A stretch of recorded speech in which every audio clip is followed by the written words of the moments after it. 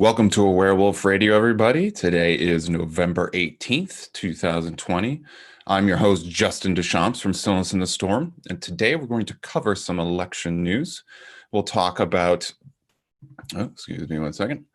We'll talk about what's been happening, what the latest is, as best as I can, and we'll have a special guest on later in the show at around 7:30, Dustin Nemos from the Nemos News Network.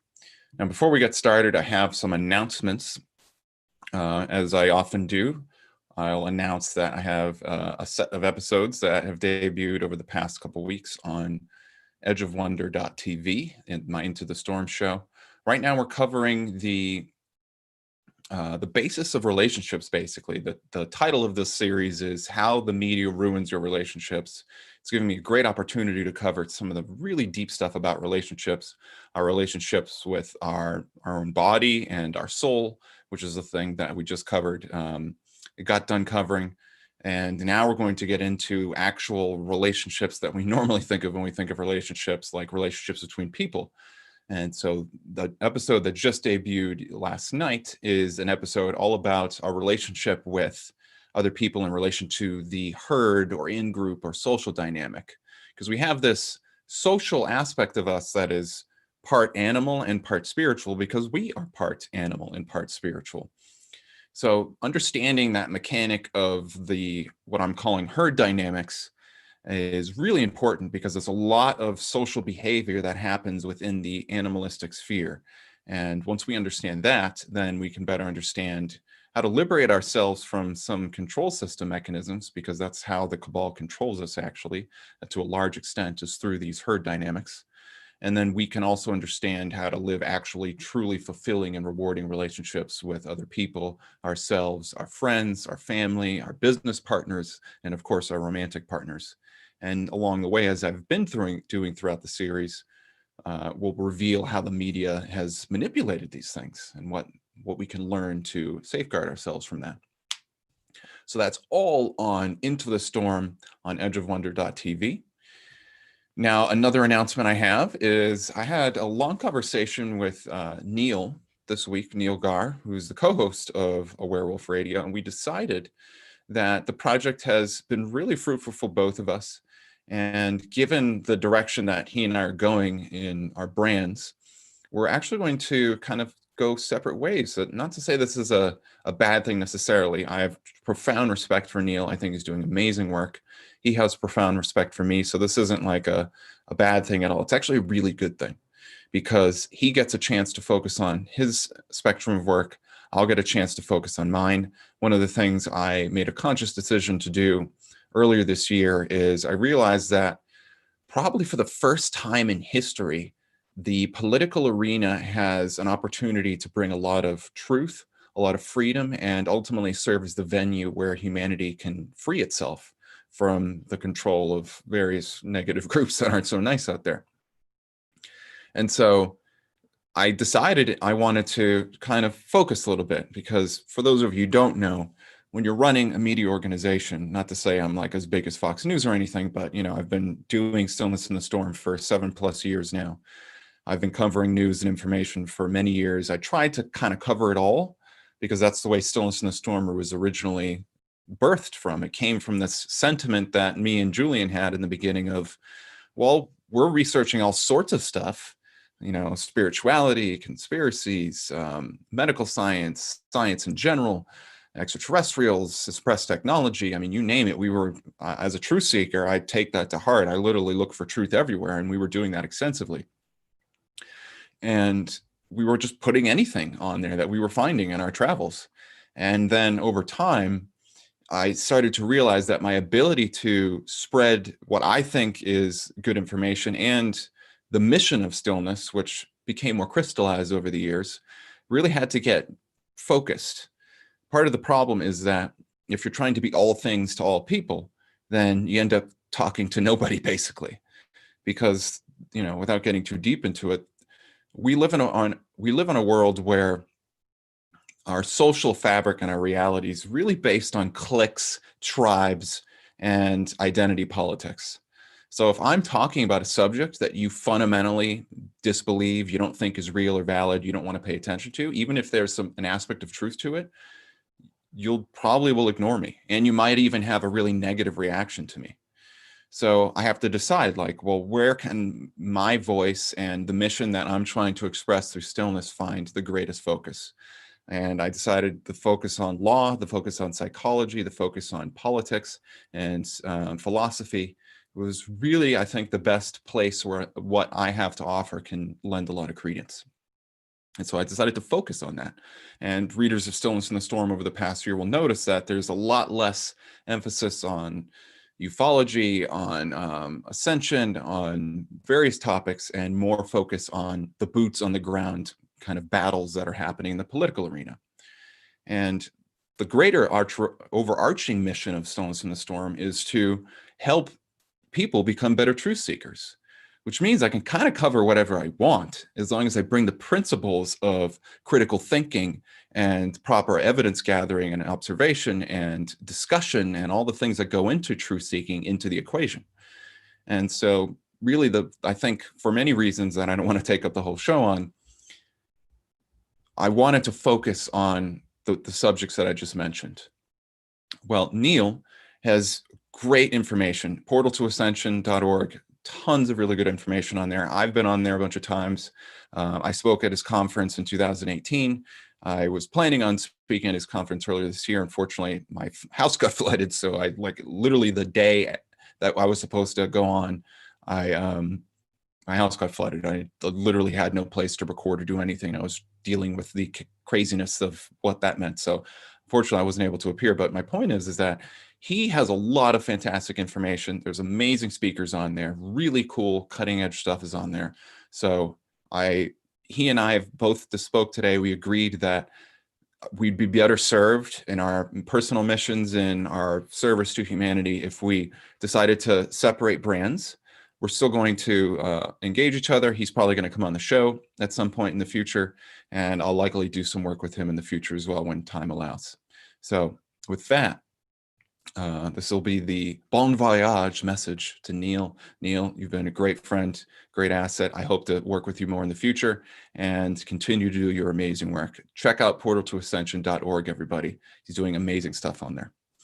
So with that, what I wanted to focus on today, before we have our guest on, which is going to be in about 15 minutes or so, is I wanted to talk a little bit about what's happening in the political arena.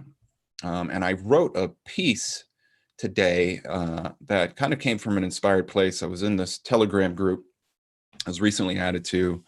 Mickey Magistus actually added me there, and it's really great. Telegram's kind of been the one of the few safe havens us verboten people who've been kicked off of Facebook, who are wandering Ronin. No, not really. We've been kicked out of the mind-controlled rabble. We're out of the matrix. So Telegram has kind of become this place where the freedom fighters have been gathering. And I joined this group, and some people were asking some questions and just having a discussion. I wanted to chime in, and that what emerged from that was this writing that I wasn't intending on writing an article, but it just kind of poured out of me. Sometimes this happens. It's this leaning into a spark of inspiration is something that I've noticed. If I have an opportunity to do that in my life, and anybody really, then you'd be surprised what can come out of you. It's kind of like, the universe, God is working through you in these moments. In Christian faith, they call it like the Holy Spirit. And so it kind of felt like one of those moments. So what I would like to do is read that for you. But before I do, I wanted to let everybody know something debuted a couple of weeks ago. It's called Where's the Hope newsletter. And Where's the Hope is a project I'm going to be spending a little more time in. And there will be some future developments with that coming soon that I'll be revealing on the show and elsewhere. Basically, the idea is that I want to start using my ability to see the silver lining in things to show that there's actually hope in a lot of the things that are happening in the world. Hope isn't this thing. And as a matter of fact, I'm going to read the thing that I wrote about hope to start the letter that I'm going to read here in a moment. But hope isn't this just like blind faith that, everything's going to turn out great, but in reality, you're driving off a cliff. Hope is something real. It's tangible. It has a palpable effect psychologically in our consciousness. And when we can actually believe that good things are on the horizon and that we have the ability to do something with it, then we can take almost any seemingly dark piece of information and turn it into a reminder of our personal power and really what we came here to do. So it's called Where's the Hope? And every week at around, we're going to shoot for Sunday, still getting the timing a little perfect on that, but it'll probably be on Sunday, potentially maybe Monday. We're going to just cover some of the highlights of the news that happened the previous week and speak to why these things are hopeful and try to explain with substance why they're hopeful. So check out the Where's the Hope newsletter. I'll be adding a tab for Where's the Hope on the Stillness in the Storm page, stillnessinthestorm.com. If you go to start here, you'll see a Where's the Hope section where you'll be able to find the newsletters, and you'll be able to find all the good stuff that's happening there. So in the few minutes I got before I'm going to read this writing that I wrote, I want to just talk to you about some of the developments that have happened. So, it's been a while. The last time we spoke, it was before the election. Well, for those of you who don't know, the election happened November 3rd. It looked like Trump was going to come out the winner. All of a sudden, all this voting tabulation stopped mysteriously. In the middle of the night, I was up until 6 in the morning that night looking at everything, and well, that I could get my hands on anyway. There's a lot to look at, and almost every mainstream media outlet you can imagine, unlike the 2016 election, had a kind of almost like scripted aspect to them. It's almost like they knew what was going to happen. And it seemed like there was a lot of things that just didn't feel right. I went to one Trump rally. My girlfriend went to 2 of them. She was with me on one of those. And there were, I think, 15,000 people at the one that I went to. She went to one in Georgia that was one of the biggest in the country. There was 30-something thousand people. And the organic grassroots support for Trump moving into this election seemed like at the very least we were going to probably win by a thin margin, if not by a landslide.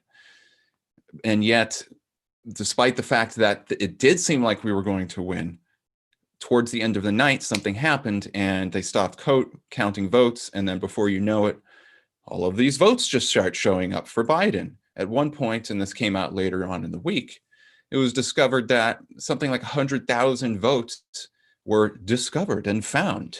And it just so happened that all of these votes went for Biden.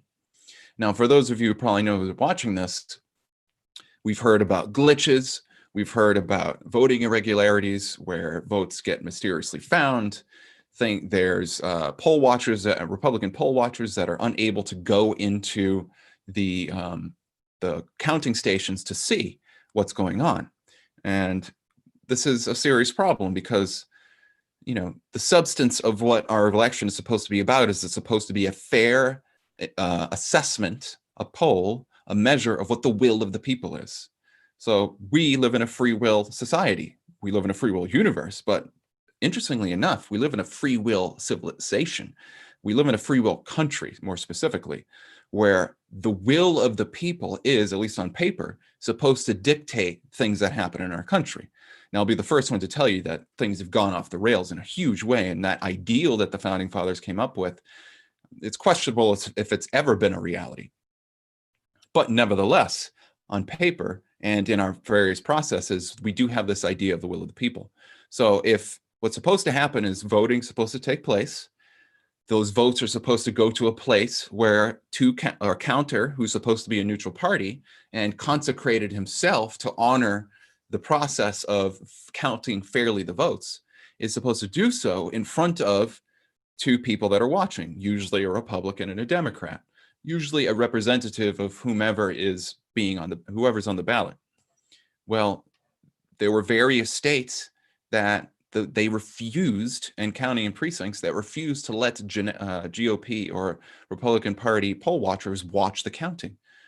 I mean, this is unprecedented because it's literally an example of cheating. Like, I know we've heard a lot about cheating and everything. We'll probably get to speak with more about this when Dustin comes on. But I mean, it's tantamount to being in a basketball game or any type of a sports game and the referee decides that they're going to kick the other coach out and kick the other representative of the players out, and only have one side be there to observe the game to see how points are scored and whether or not plays are done fairly. I mean, it's straight up cheating. There's no mincing words about it. It is people in the system being complicit in cheating. And that's just one thing. Later, we discover that there's all these glitches that for some reason only happen to support Joe Biden. It's not like there were like 10,000 votes that accidentally switched to Trump. They're almost all switching to Biden. There's a bunch of votes that didn't get counted for Trump. There's a bunch of people that voted in 2 states, which is highly illegal.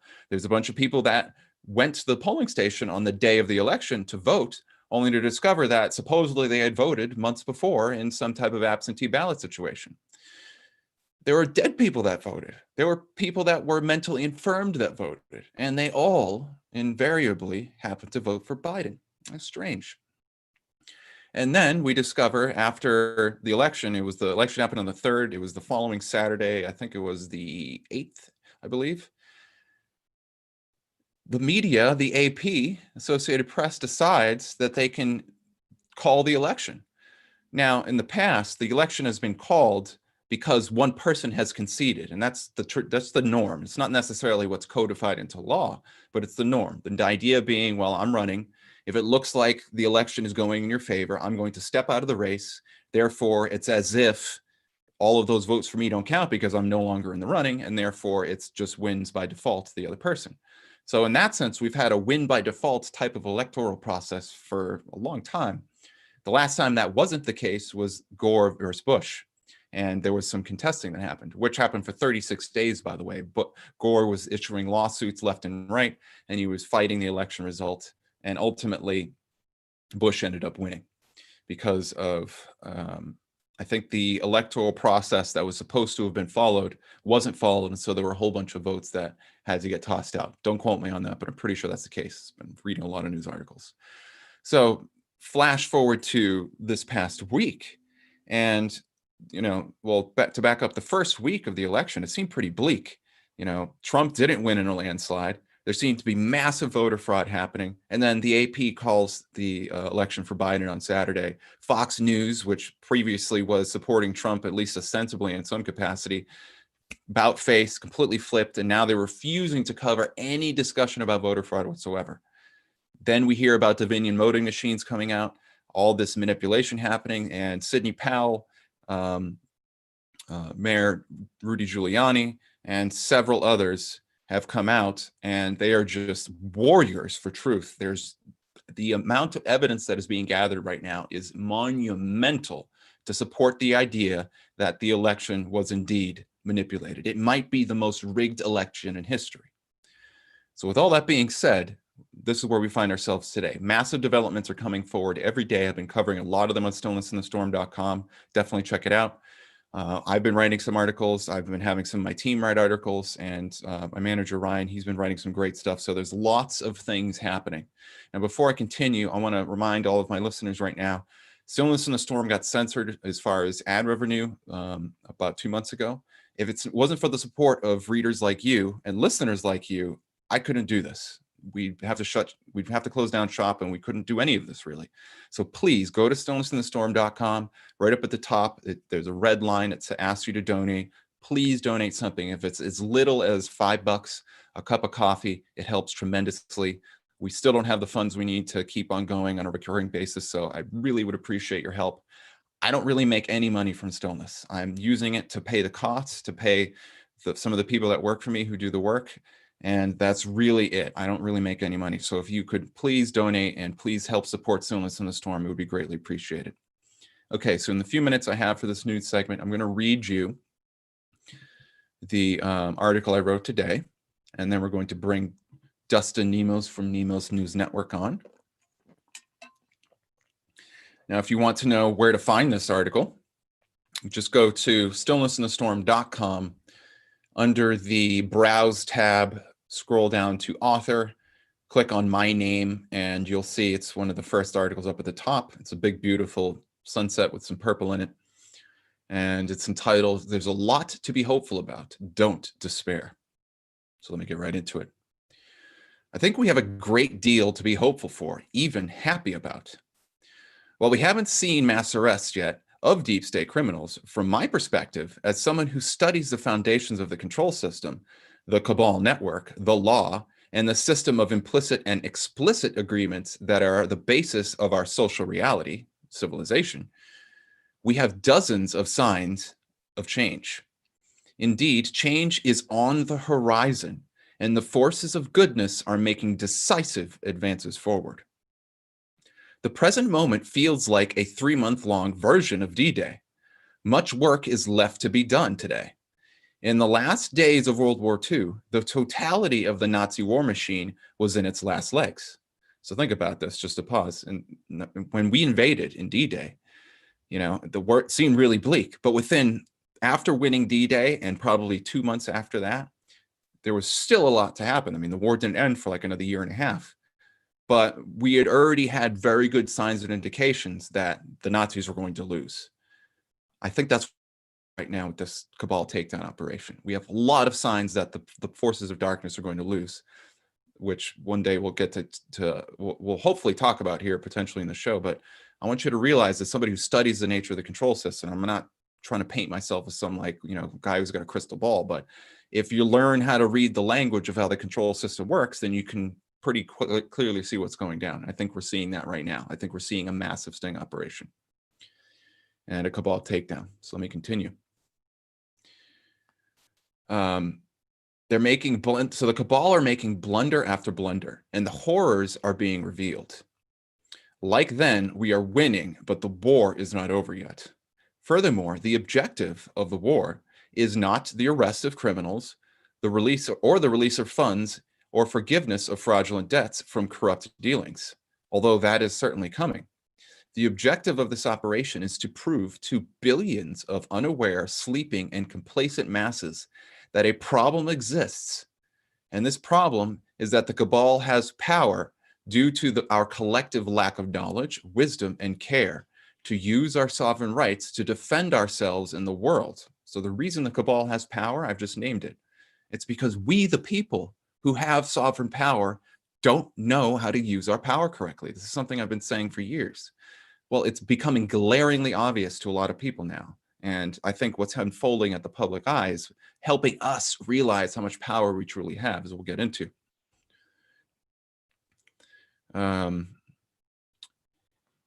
Most importantly, the objective is to show the world we, the people, are the solution to this problem. And that solution is eternal vigilance.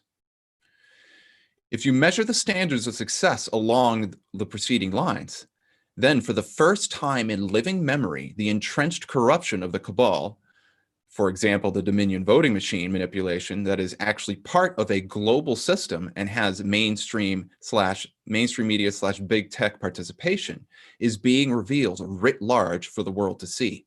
This is huge. This is no small development. The corrupt forces in control of our world use public narrative and perception to control the masses. It's a global confidence game. The cornerstone of this mass perception control apparatus has been damaged and revealed via what appears to be the largest and most coordinated sting operation in history, with Trump as one of the central actors. This development will not only free the US, but every nation on earth that has suffered from the despots and tyrants for hundreds of years due to an uneducated, inactive, and unaware public. This evolution of freedom is not being given to humanity. We are participating in it, a from the bottom up liberation effort. The 2020 election and the resulting fraud therein revealed is a storm of breaches of trust. A storming of the beaches of Normandy moment in this silent war. Before we can enjoy the rewards of victory, we must finish the job. This is a war between those who are brave enough to let the truth transform them and those who fear the truth due to a lifetime's worth of pain, suffering, and trauma. The battle lines are drawn across every human heart. The battlefield exists within every human interaction, in our homes, our places of work, our markets, our neighborhoods. This is where the last days of the war will be fought. The compassion flowing from a loving God, the Father of an entire universe of things and beings created through divine love, is our shield against bitterness and harsh judgment for those who have yet to see the truth with their own eyes. As the Matrix film suffused in the minds of people everywhere, the very people we're trying to free will fight us with everything they have in a Stockholm Syndrome spasm of rage, similar to the fury of one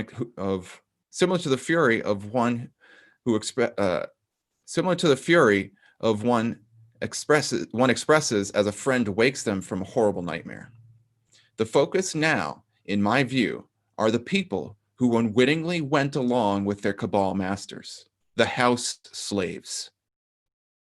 They need to heal the pain of their bad choices, so much so they finally take their power back and realize that for lasting freedom, peace, and prosperity to exist, a golden age, or the so-called kingdom of heaven on earth, we, the people, must defend that peace by our own choice, with our own hearts and minds, with our own blood, sweat, and tears, not for ourselves, but for our children and the future of this world. The spoils of this great effort suppress technology and healthcare, the forgiveness of bogus debts and reconciliation of historic frauds, and the arrest of the cabal and their cohorts will come in time, but not until we're ready. I suspect that might not be for several months or possibly years. So we might have to wait a really long time, years, for the big stuff to happen that we've all been wanting. Mass arrests, release of suppressed technology, wiping away of the debt system. But it is coming because that's part of what needs to happen. If moves are made too quickly, the masses, who are actually the core and key method by which the forces of darkness maintain their power, will go back to sleep. And the cabal will twist their minds and garner their participation in the world's enslavement for another 1,000 years.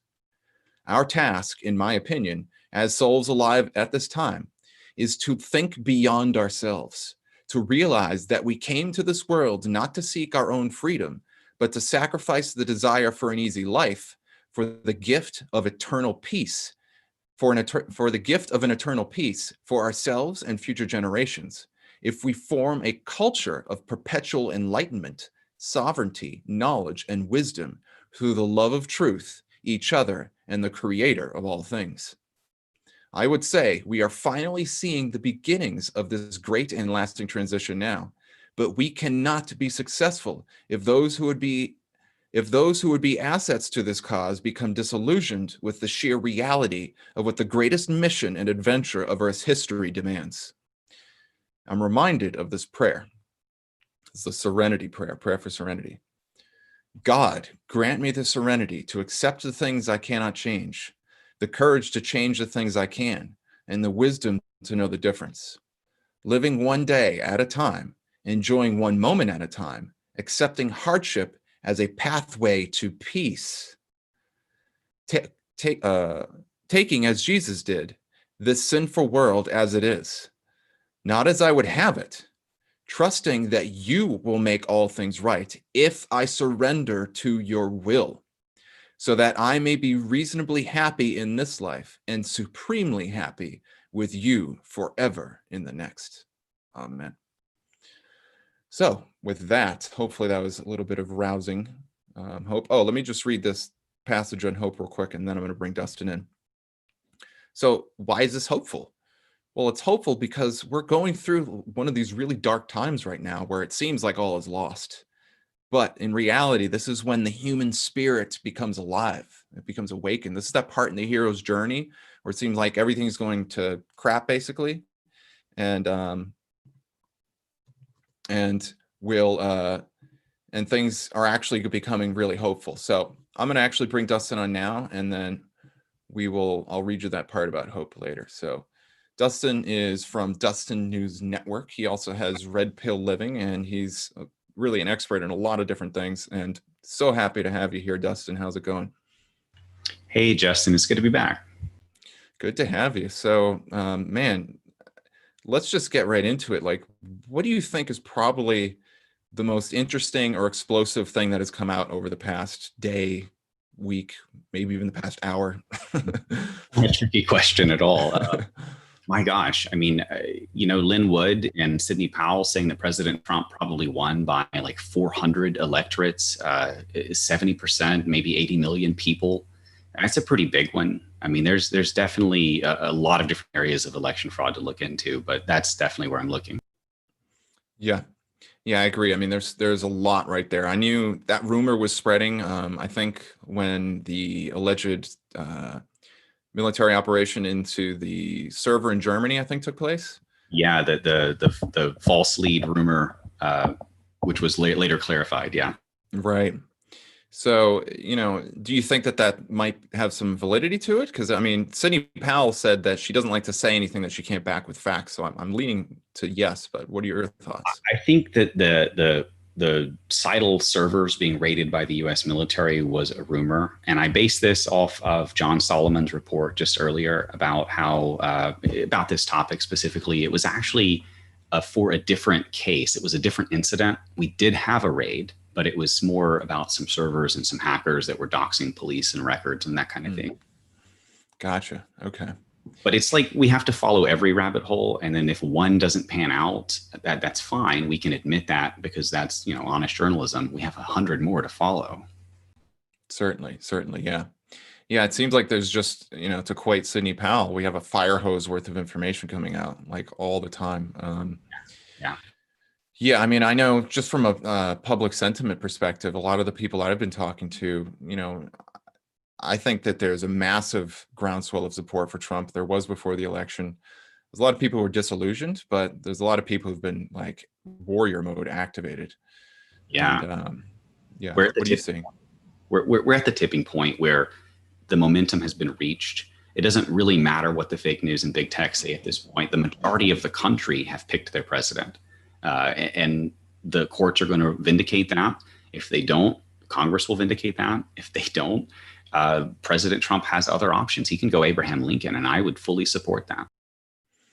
Yeah, I'm considering a lot of things, and I asked this question on Twitter the other day. I'll ask it to you now. Like, part of the reason that an election happens, it's because it's supposed to appoint somebody to the position of power, because everybody needs a leader, whether you like it or not. And if we don't have the people's participation in that, then the leader doesn't have the will of the people. And so if Trump, it is discovered that Biden cheated, his pants off, which it certainly seems like that's the case, what would you think would be best? Would it be a revote? Should we just usher Trump into a second term? Like, what are some of your thoughts on that? My fairness, I don't know the exact constitutional way it's going to play out because the law has a lot of ways it could go. But just simple fairness, I think that if you cheat, you forfeit, and it should just be turned over to President Trump. And I think that there's actually a legal precedent for that as well, back in the past where courts have overturned that, even in Pennsylvania, I believe. Yeah, agreed. I think there has to be a show of good faith. No leader can step into an office, speaking from a law perspective, an office is founded on the idea of faith and that you are, executing some duties on behalf of the people. And so at a fundamental breach of trust level, if you're cheating, then you've disqualified yourself. On the other hand, if Trump just gets sworn into office by default, then it's not necessarily the most ideal situation. But I also think it's a kind of, and this is something I like to remind people of, we're in a wartime situation. It's not like these systems are working well and this one just got away from us. It's not like the engines of justice work well. We're in a situation where almost everywhere we look, there's corruption. And we finally have somebody in the most powerful office in the land capable of potentially doing the right thing. So I think if Trump gets into office in whatever way it happens, it'll probably be for the good. Yeah, and I want to. My opinion here. I'm an optimist by nature, but I'm pragmatic about this because I don't think that there is a scenario in which the far left are going to come out of this thinking Trump won. That's why I think that they did this. I think that they knew they would never be able to pull this off, or at least that they had to fear it, and they set this up in order to delegitimize President Trump. and to create more chaos, more violence, and more mob tactics. But I think as well, once a Trump term 2 comes around, we're going to see enough. We're already seeing it with Fox's ratings just imploding, right? So I think that the wind is going to be kind of pulled out of their sails, and these groups like Antifa and BLM are going to be met with the National Guard at some point sooner rather than later. Yeah, agreed. I mean, I think knowing these guys, they're not stupid. I mean, they make stupid moves, especially these days, but they do like to war game. They do like to plan for every contingency, which is the better thing to do, game theory wise and strategically. So, I think their best case scenario is to get Biden in. Worst case scenario, Trump gets in the office and they try to have another 4 years of insane conspiracy theories and delegitimizing his presidency by basically demoralizing the people. But the good thing is, and I think this is more of like a spiritual perspective, is all of this highlights, it magnifies the divide that's already been there in the first place. It's kind of like that moment, I suffered with a little addiction when I was younger. It's that moment when you think you can maintain an addiction or you can continue working at a job you shouldn't, and then stuff gets so apparent that you're like, you know what, I just can't do this anymore. And I think that's what's happening at a national level. There's a lot of people who are like, well, it's bad, but don't make me mess up my life too bad, or I don't want to get my skin in the game. But now a lot of people are putting their skin in the game, and I think that's for the best. What are your thoughts? I think it's because of COVID. They've weaponized this for political reasons, but they made the mistake of going after everyone, even the people who didn't care about politics. I mean, no one's watching football, no one's watching sports, no one's paying attention to how anymore. All of that stuff is crashing and burning. Their ratings are crashing and burning. Fox is less popular now than Joe Scarborough's show. They're some of their shows now, so they're crashing and burning. So it's really beautiful to see that. I do think the addiction is hitting sort of a rock bottom, and I think that people are fed up. And now that it's impacted them, it's come into their lives, they are paying close attention. And everything that's happening with the demise of Fox is just, and also the rise of Parler, millions of people transferring over to Parler and Rumble and alternative platforms, and Brian Stelter and CNN freaking out about it was so beautiful to see. They are so afraid. They're trying to call it a national security threat that conservatives don't want to hang out on Twitter and Facebook anymore. Yeah, I mean, it's pretty obvious. I mean, I didn't get the chance to watch any of the hearings about big tech manipulation, but some of the stuff I did catch in an And We Know episode yesterday was talking about, I don't remember the name of the project, but it was basically an algorithm. It sounded like an AI bot that would go around and look at what you're posting and for off and on Facebook. And then based on that, what your media you're consuming would decide, well, should you be the target of censorship or not? And yeah, that's either Centra or the other one. There were a few of them that were brought up, but yeah, I know what you're talking about. Sorry to interrupt. No problem. And so, again, this is making something grossly apparent. Like I just had a conversation with my mother about this. I hadn't had a chance to talk to her about the election. She's really pro-Trump. And, she's like a lot of people, I think, she's in Massachusetts. All her media comes from mainstream media for the most part. And she's like, you know what? I just can't deal with the stress anymore. Now there's people there's digital warriors like me, like you, and flocks of people on the internet who it's the reverse. It's like they've had a fire lit under their ass and into the fire. Yeah, exactly. So I have a special level of protection, you might say, and investment in this because it's the people very close to me who want to do something for psychological reasons and social reasons and that are totally justifiable. They aren't on the front lines. And frankly, I don't think we need everybody in the front lines. I think, the people who, like me, I've been a crackpot crazy, batshit crazy conspiracy theorist for years. Like, what do I got to lose, right?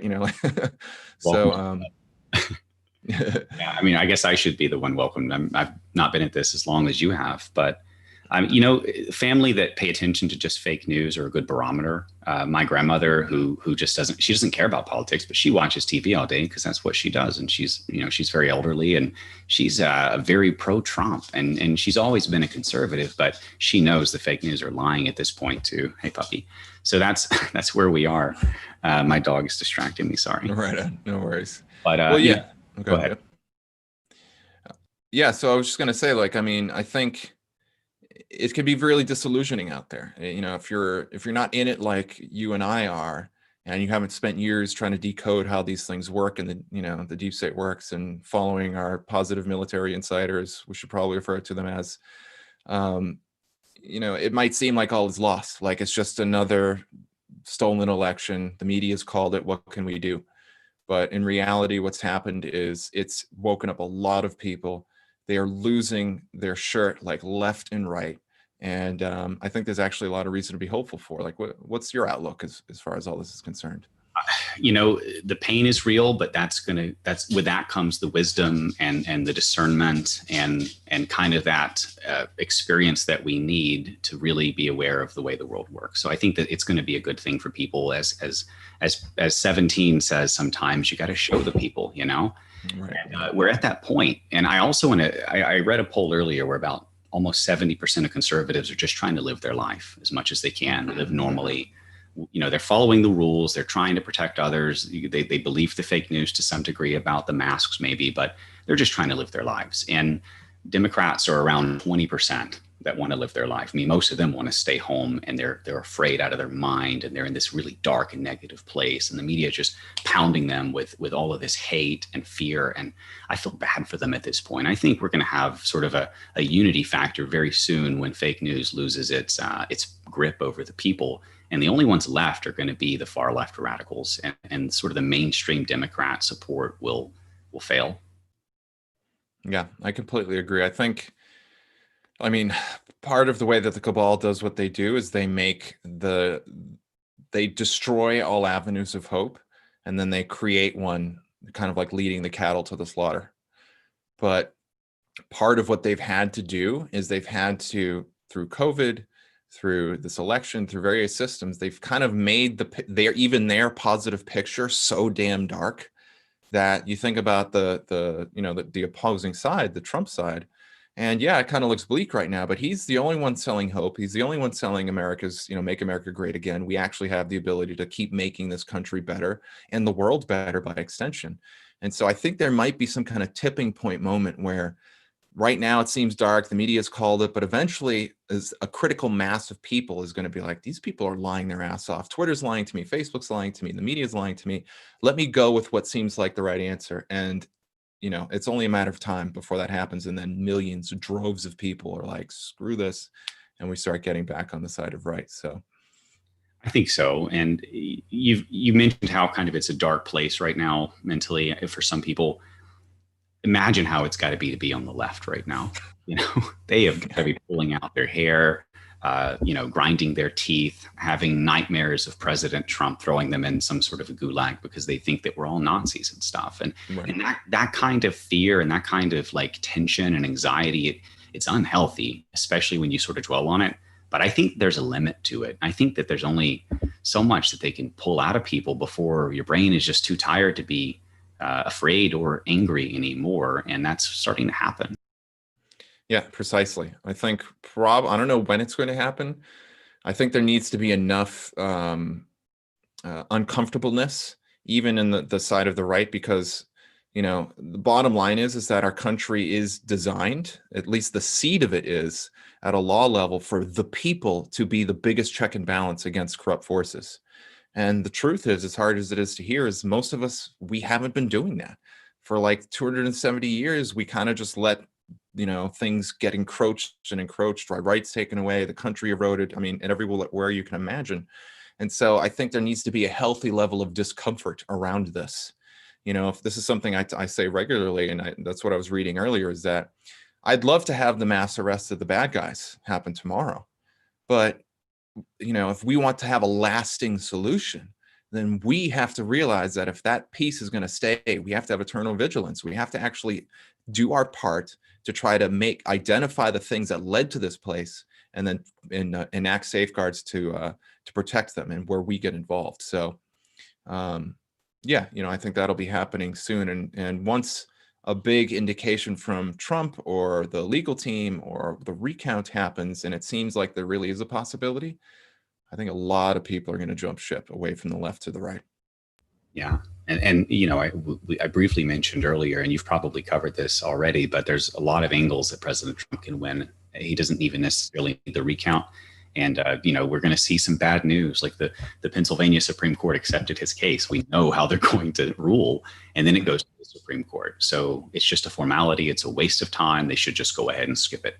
But we have to go through these processes, and I'm really comforted by people like Sidney Powell out there saying such things that they would probably be considered a traitor by the left later and put to death for. I mean, this is the kind of stuff where they're making lists of us to try to get even with us later and keep us from having jobs and stuff. I think that they would try to do something like go after President Trump's senior people and try them for something later on. So, maybe I'm wrong about that, but she's not a type of person who's going to be prone to making things up. And she's claiming we're about to overturn the election results in multiple states. It's going to be as big as it was on election night. Yeah, precisely. And, the good thing to keep in mind too, I was only like 18 when this happened, but, Gore versus Bush, or Bush versus Gore, he was doing that. Election result didn't get finalized until like mid-December, I want to say. Yeah, it was like that. Yeah. So, it was like about almost a month of uncertainty around this thing. Lawsuits were filed, recounts happened, all sorts of stuff. So this is far from over. One state, and the media were respectful and they waited.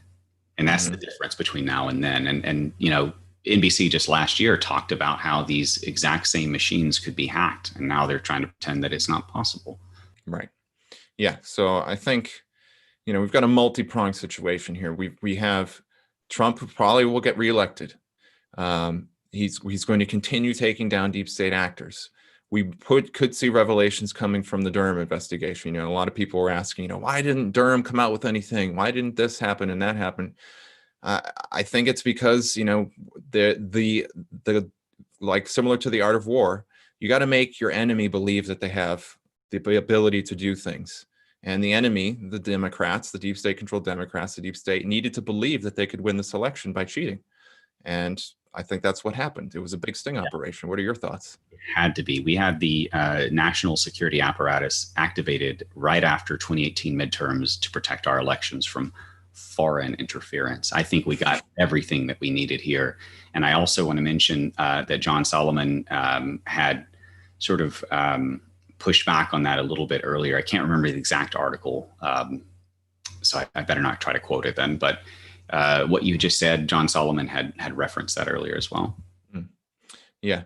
So I think there's, we're in a position where the big things that we've been wanting to hear about, especially from, our military insider, that they were going to be mass arrests, that these people were going down, the best is yet to come, all this kind of thing is really important. Yeah. I remembered it now. There's two things. One of those about Durham, because there's a lot of rumors going around that he's backed out. Solomon said it's not true. He's hearing that it's going forward more than ever. And there was one other, I'll think of it in a minute, but go ahead for now. I guess I'll come back to that one. Sure.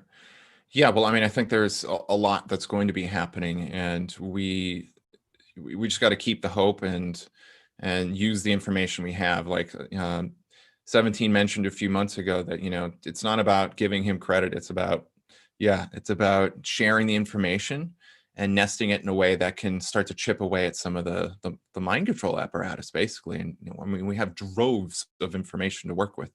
What are your thoughts on the fact that Biden decided to create this imaginary office called the Office of President-elect? Well, in North Korea, they have elections, and it's ironic that some of Joe Biden's ratio come out 99 point something %, just like Kim Jong-il's did. So, this is the kind of election you get in a banana republic, third world dictatorship. And this is the kind that we will get from now on if Biden wins. That's right. Yeah. The ability to hold these rules to account is really important. We like to say that we're the greatest country in the world, and that's kind of been the thing for a while. And people kind of get like, oh, who do you think you're the greatest country in the world? Well, it's the reason why we say that, I think, is because it's the system we have.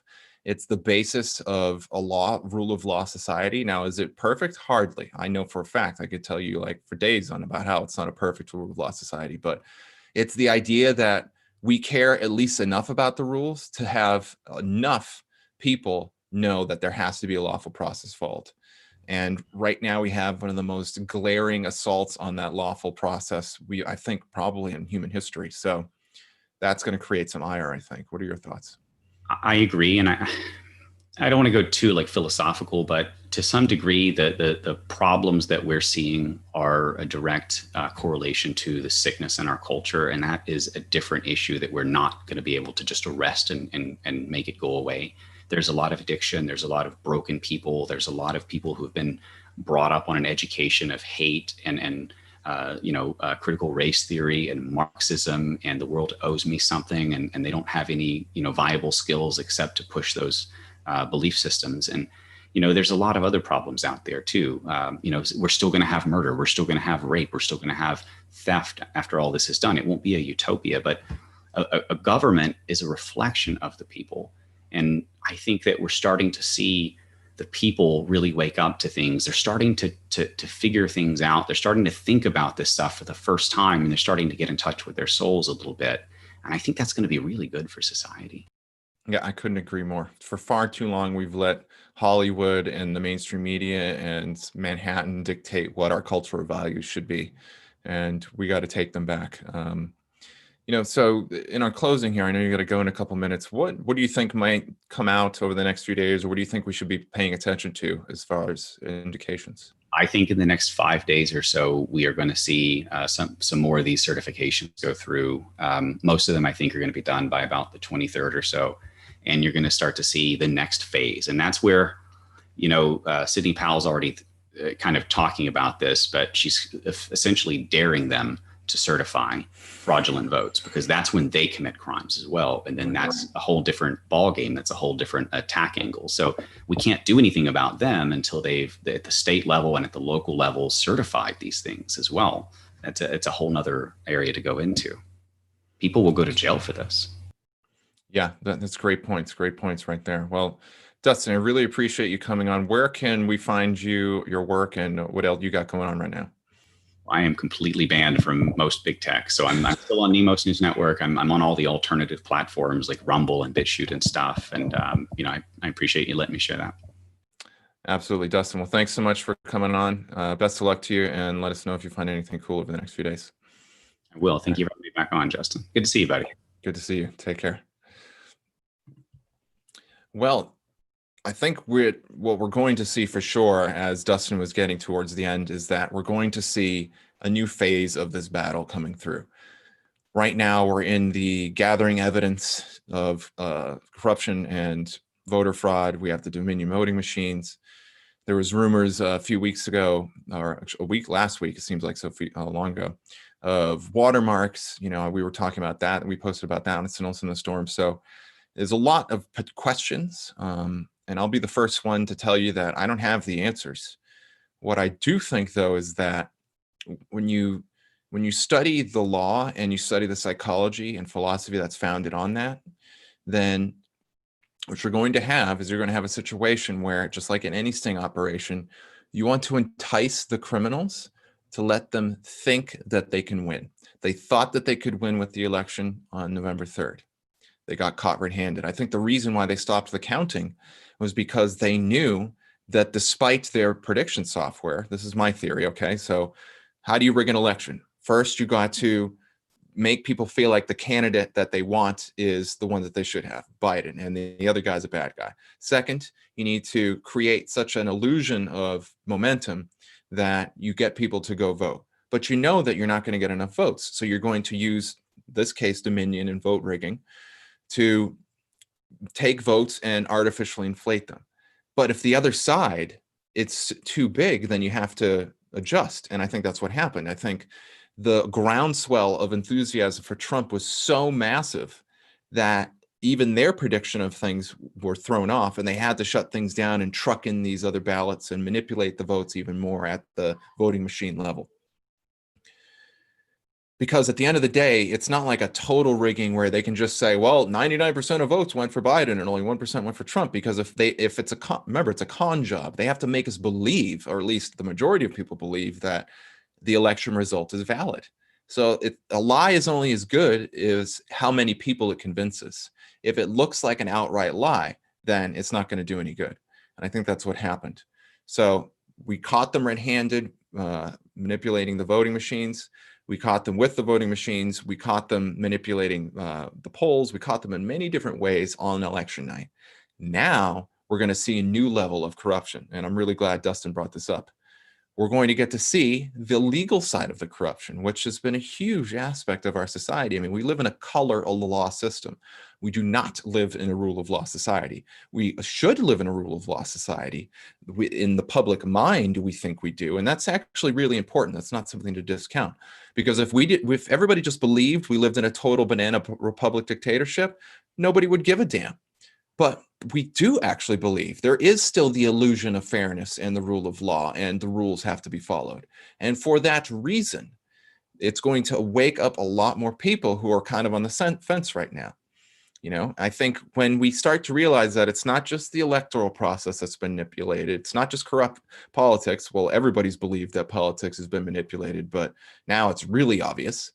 It's not just that, it's the judicial system. And that we're going to see. We've already seen a lot of FBI corruption. So I think it's like a really good example is you go to grab something off the stove, your hand accidentally hits the hot plate, and there's this time between your hand making contact with the hot plate and you being like, ah. I think we're in that moment of buildup, those few seconds, but we're so numb to the situation that it takes longer for you to realize that your hand's burning. And I think for some people, for people who are who've researched this corruption for years, who know a little bit more about this, they're like, man, got it, no problem. They saw it almost right away. Then there's people who are kind of on the fence that are like, well, there's corruption. There's this guy, Tim Pool, I post his videos. He's a really good example of this. He calls himself the milquetoast fence sitter, or at least he said that's how some people refer to him. And, he's kind of been in like this, well, Biden's probably going to win, but it's possible Trump could win. And then slowly, as I've been watching him over the past 6 months or so, it's like, he was not pro-Trump at all. And then he decided at some point, he didn't vote in the last election like I did, but he decided at some point that he was going to vote because he realized that the alternative, Biden, was just like literally a vote for the deep state. Although he doesn't refer to them necessarily as a deep state. It was a vote for a socialist agenda. That's the most mainstream narrative that you can basically hope to offer somebody. You can't really necessarily get everybody to buy in on the deep state. You can't get everybody to buy in on all sorts of stuff related to, corruption and the cabal and all that. But almost everybody can agree that they don't want socialism. I mean, even the Democrats that are behind Biden, and some of them believe that they don't want socialism. It's only the radical left that think socialism is an idea. But even they have to call it democratic socialism. So we're in that moment of our skins hit the hot plate. Some people are going to be in there for a long time trying to figure out, what does this mean? They're going to have their hand burned. And once the legal side of the corruption, once these states start certifying the election, when there's clear fraud everywhere, and then the Trump campaign responds, then it's going to bring even more stuff to light. So in the judicial system and the legal system, there's this thing called discovery. When there's a controversy, when two people are fighting in a court of law, then these two people argue, and one person brings up an argument, and now the other side has to argue against it. And despite the legal system's corrupt, what has to happen is that you have to address what goes on the record. So if we present evidence, if the Trump team presents evidence that not only was there voter fraud, but now that the state's illegally certified, well, now we're just lining up the deep state actors. We're lining up the bad actors, the corrupt agents, and we're putting targets on their back. Now, when I say targets, I don't mean we should go like grab our pitchforks, but what I mean is that we have to identify the bad actors. We have to identify the cheaters. Do we want to live in a world where there's bullies and the bully can do whatever they want? Or do we want to live in a world where we, the people, finally stop letting the bullies attack us and we do something about it? I think most people listening to my voice right now want to stop letting the bullies bully us. So what's probably going to happen, my personal prediction, and obviously this is subject to change, they're going to present evidence of voter fraud, which is happening right now in the courts. States are going to start to certify. Those certifications will be invalid by virtue of the fact that there's voter fraud and we have the evidence. Then there might even be a massive certification, so much so that the media says, oh, look, the state's certified. There ain't nothing you can do now. No, and that's that second dark night of the soul moment that's probably coming, where it seems like all is lost. Like, man, I can't believe the state's certified. What are we going to do? Well, guys, it's okay, because this is a sting operation. It's not about getting Trump elected. It's about revealing the corruption by letting the cheaters cheat and then calling them on it as it goes. So we're going to see corruption after corruption after corruption, all the way up to the Supreme Court. And then maybe at that level, we only need 5 people to side with right. And we've got those 5 people, basically. So once that happens, once Trump is in office, which I think will probably be the end result of this, despite all of the emotional turmoil that comes through all this, he'll be in a position where he doesn't have to reelect himself. He'll have 4 years of building a groundswell base. He'll have a mandate of the people. We might even get to see that he won in a massive landslide. And now that's when the game really starts. So with all that, I want to read this one last thing about hope with you guys, and then I'll begin to wrap up the show. So, hope is really important. This, at the end, if you're not familiar with this, go to stillnessinthestorm.com, go to browse, go to author, look for my name, Justin DeShops. You're going to see this article. There's a lot to be hopeful for. Don't despair. At the end of this article, I have this section called why did we post this? Excuse me. And I added this a few years ago because I wanted people to understand, what is it that we're doing? Sometimes it could be confusing. Like, what is the mission of Stillness? Like, why are they posting any of this stuff? Well, it's because I have, for whatever reason, developed the ability to kind of see the good in almost any situation. Now, I'm not saying I'm some superhero or I've got like this line to God or anything like that. I'm just a guy that likes to hyperanalyze stuff. I do believe we live in a divine universe. I do believe that everything happens ultimately for the good. And based on those 2 assumptions and my hypercritical analytical mind, I like to question these possibilities. And I'm going to make a bold statement. I have never in my life encountered a situation to this day that seems so bleak and hopeless that I just give up all hope.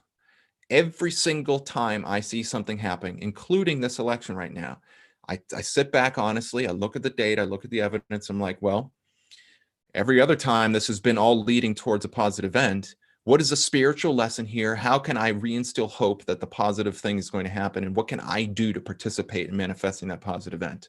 And without fail, every time it happens, unquestionably. And it often makes me learn something. So I think that's the kind of grand spiritual purpose of life, which I talk about a lot in Into the Storm, my TV show on edgeofwonder.tv. So with all that in mind, let me read you this section at the bottom that talks about why this article I wrote, I think, is hopeful. Hope is not just an empty promise for a better life in defiance of the truth of our own circumstances. Hope is the spiritual technique of faith in the divine creator, that all challenges exist to further the evolution of the soul. Hope is what enables the human mind, limited by time and tempered by space, to reach for an ideal future that is in harmony with the truth yet manifested. If God truly exists, and he is loving, good, just, and beautiful, then as humans, we are challenged to accept the imperfection of this world and muster our courage to believe we can use the knowledge of wisdom, the knowledge of God's will, to play our part in making the world a better place. Hope in this sense is not a passive blind faith in a random chance that we seek. Let me read that again. Hope in this sense is not a passive blind faith in a random chance that what we seek will fall into our laps. Hope is more truly the recognition that if we dare to believe in the goodness of all things and play our part to act in accordance with the unfoldment of that goodness, the salvation from hardship we seek will present itself by and through our participation. So that's the power of hope, everybody. We didn't incarnate on this world at this time for no reason. We came here for a good reason, a damn good reason. It's because we need people who care about the truth, freedom, and justice to do what they can. It doesn't mean that you have to quit your job. It doesn't mean that you have to, do radical things. It means in the small moments, in the little moments where you can make the right choice, be more compassionate, more loving, more truthful, more honest, and fight for what's right when the time comes. We're going to make this world not only a better place than it was yesterday, but we're going to be able to grasp onto the transcendently good that is really around the corner. I think that's one of the things that the best is yet to come really means, which is an ancient idea, by the way. So with all that, thank you so much, everybody, for listening. Please, if you value my work, if you value Stillness in the Storm, go to stillnessinthestorm.com. Look for the donate tab. It's up at the top. There's a big red line. It says it costs $2,000 to maintain the site and our work. That's it. That is literally what it costs. It's not some aggrandizing thing. I'm not paying myself a cushy salary. As a matter of fact, I make nothing from Stillness in the Storm. I'm just doing it. I put in a lot of time and a lot of energy and a lot of money just to maintain the truth, and because I believe in the mission. And so, but we need your help. I lost ad revenue. If I don't have your support to do this show and to do the work of Stillness in the Storm, it's going to have to stop. I just don't have the funds to do it. So please donate $5, donate $20, become a recurring become a recurring contributor on the Subscribe Star page that we have on the donate page of Stillness in the Storm. Please help with your support. We can keep bringing you the news that they don't want you to see and the hope that is essential for a better world. So thank you so much, everybody. Have a blessed rest of the week. Much love, and I'll talk to you next time on Awarewolf.